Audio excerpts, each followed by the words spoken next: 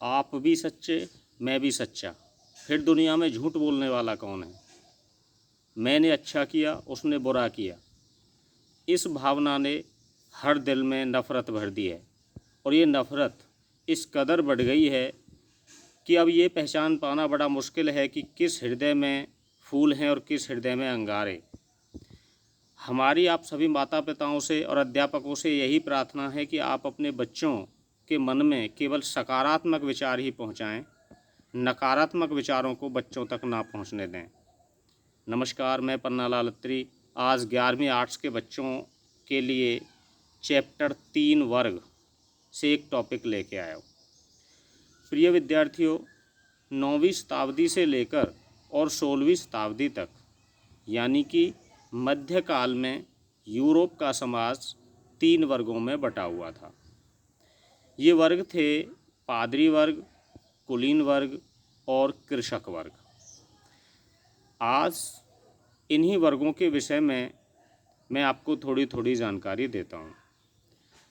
मध्यकालीन यूरोपीय समाज में जो सबसे ऊपरी वर्ग था वह था पादरी वर्ग। पादरी वर्ग में पॉप, आर्कबिशप, बिशप आदि को शामिल किया जाता था। यह वर्ग बड़ा प्रभावशाली था और इसका चर्च पर पूरी तरह प्रभुत्व था। चर्च के पास विशाल धन संपत्ति होती थी, उनके पास अपनी भूमि होती थी जिस पर वो कृषि करते थे और चर्चों को विशाल संपत्ति दान के रूप में भी मिलती थी। उस समय चर्च किसानों से एक कर भी लेते थे। यह कर टीथ नामक कर हुआ करता था। किसानों की उपज का 10वां भाग पादरी कर के रूप में लेते थे, जिसके कारण पादरियों के पास यानी कि चर्च के पास बड़ी विशाल संपत्ति एकत्रित हो गई थी। चर्च में रहने वाले पादरी, बिशप या आर्क बिशप खुद तो शान शौकत का जीवन व्यतीत करते थे, लेकिन जनता को वे पवित्र जीवन व्यतीत करने का उपदेश देते थे। यह वर्ग यूरोप में इतना प्रभावशाली था कि राजा भी इनकी आज्ञा का उल्लंघन नहीं कर सकता था, यानी कि राजा भी इनसे सलाह लिया करता था और इनकी सलाह को मानता था। लेकिन उस समय यूरोप में कोई भी व्यक्ति पादरी नहीं बन सकता था। पादरी बनने के लिए कुछ योग्यताएं निश्चित थीं, जैसे कि कोई भी दास, चाहे वो कृषक दास हो या युद्ध में बंदी दास हो, वह पादरी नहीं बन सकता था। शारीरिक रूप से अपंग व्यक्ति भी पादरी नहीं बन सकता था और शादीशुदा व्यक्ति को भी पादरी नहीं बनाया जाता था, यानी कि जो व्यक्ति पादरी बनता था वह शादी नहीं कर सकता था। वैसे तो पादरी जो लोगों को हर दिन ही उपदेश देते थे, लेकिन रविवार के दिन चर्चों में वो विशेष रूप से लोगों को धर्म उपदेश देते थे। पादरी का जो सबसे बड़ा जो धर्म गुरु होता था उसे पॉप कहते थे। उस समय पॉप इटली की राजधानी रोम में निवास करता था और उसका उस समय के समाज पर बहुत अधिक प्रभाव था। यूरोपीय समाज में यानी कि मध्यकालीन यूरोपीय समाज में जो दूसरा वर्ग था वह था कुलीन वर्ग। प्रिय विद्यार्थियों, जिसे हम यहाँ अपने देश में अमीर वर्ग बोलते हैं, उसे मध्यकालीन यूरोपीय समाज में कुलीन वर्ग के नाम से जाना जाता था। इस वर्ग में राजा के मंत्री, उसके परिवार के सदस्य, बड़े बड़े अधिकारी और अमीर लोग इसमें शामिल होते थे।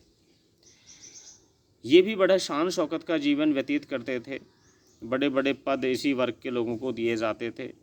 इनके घर बड़े विशाल होते थे, उनमें नौकरों की रहने की व्यवस्था होती थी, यानी कि इनका जीवन विलासिता पूर्ण होता था और ये इनसे किसी भी प्रकार का कोई कर नहीं लिया जाता था।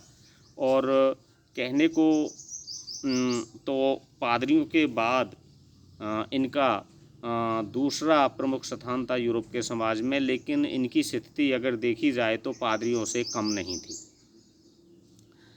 मध्यकालीन यूरोपीय समाज में जो तीसरा वर्ग था वह था कृषक वर्ग।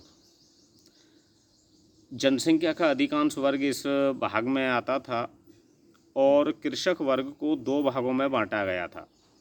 एक तो होते थे स्वतंत्र किसान यानी कि स्वतंत्र कृषक, और दूसरे होते थे कृषक दास। प्रिय विद्यार्थियों, स्वतंत्र कृषक तो यानी कि स्वतंत्र किसान तो वे होते थे जिनके पास अपनी भूमि होती थी और जो अपनी भूमि पर स्वतंत्रता पूर्वक खेती कर सकते थे। वे अपनी खेतों में कोई भी फसल उगा सकते थे, चाहे तो फसल ना भी उगा सकते थे, वे अपने खेतों को बेच भी सकते थे। इन स्वतंत्र किसानों की जो संख्या थी वह बहुत कम थी और इनकी स्थिति थोड़ी अच्छी थी क्योंकि ये स्वतंत्रता पूर्वक अपने खेतों पर काम कर सकते थे। लेकिन इसी वर्ग में जो दूसरा वर्ग आता था वह था कृषक दास। कृषक दास वे किसान होते थे जिनके पास अपनी भूमि नहीं होती थी, जो दूसरों के खेतों पर काम करते थे। इनकी स्थिति बहुत ख़राब थी। इनकी स्थिति दासों से भी बदतर थी। इनसे काम बहुत ज़्यादा लिया जाता था लेकिन वेतन इतना कम दिया जाता था जिससे कि ये अपना भरण पोषण नहीं कर सकते थे। कृषक दासों पर अनेक पाबंदियां लगी हुई थीं, जैसे कि ये अपने सामंत, जिसे हमारे यहाँ ज़मींदार कहते हैं, यूरोप में उस समय उसको सामंत बोलते थे, मैं आगे बताऊंगा अपनी अगली वीडियो में। तो ये अपने सामंत की अनुमति के बिना काम छोड़कर नहीं जा सकते थे। यानी कि ये अपने बच्चों का विवाह या शादी भी सामंत की अनुमति से ही करते थे। सामंत की अनुमति के बिना वो ऐसा नहीं कर सकते थे। इनकी स्थिति पशुओं से भी बदतर थी। इन्हें दिन भर काम करने के बाद भरपेट भोजन भी नहीं दिया जाता था और जनसंख्या का अधिकांश भाग इसी वर्ग में आता था। तो निष्कर्ष रूप से निकल के ये आया कि मध्यकालीन यूरोपीय समाज तीन वर्गों में बटा हुआ था: पादरी वर्ग, कुलीन वर्ग और कृषक वर्ग। इस वर्ग में कृषक वर्ग की दशा बहुत ही खराब थी। प्रिय विद्यार्थियों, मैं अपनी अगली वीडियो में इसी चैप्टर के विषय में आपको आगे जानकारी दूंगा। तब तक के लिए नमस्कार।